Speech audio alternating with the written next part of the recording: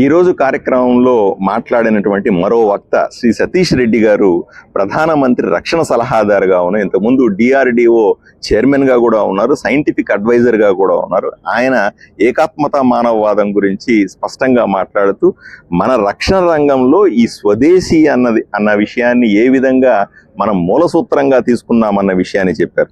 1947లో స్వాతంత్రం వచ్చే సమయానికి కేవలం 4% రక్షణ ఆయుధాలు మాత్రమే మనం తయారు చేసుకునేవాళ్ళం, మిగతా అంతా కూడా బయట నుంచి తీసుకుని వచ్చేవాళ్ళం. కానీ ఈ రోజు మీరు ఆలోచన చేస్తే ప్రధాని నరేంద్ర మోదీ మొట్టమొదటగా ఆయన ఆయుధాలు దిగుమతి చేసుకోవడం ఆపండి అని స్పష్టంగా చెప్పారు.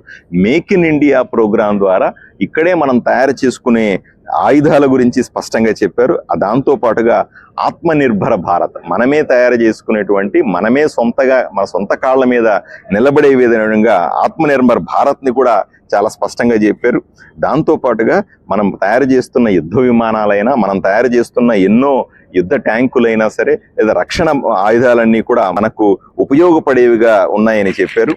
అంతేకాకుండా ఈరోజు మోదీ గారి లక్ష్యం మన రక్షణ ఆయుధాలను మనం కోసం తయారు చేసుకుందామనే విషయం కాకుండా మనం ప్రపంచానికి కూడా రక్షణ ఆయుధాలు తయారు చేస్తామనే విధంగా ముందుకెళ్తా ఉన్నామని చెప్పారు.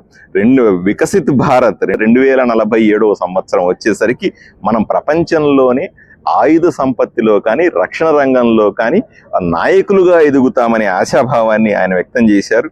ఇప్పటికి కూడా మనము ఆయుధాలని అసలు పూర్తిగా బయట దేశం నుంచి తీసుకునే పరిస్థితి నుంచి మనము అన్ని దేశాలకు ఎగుమతి చేసే స్థాయికి రావడం అన్నది చాలా గొప్ప విషయం అని ఆయన చెప్పారు.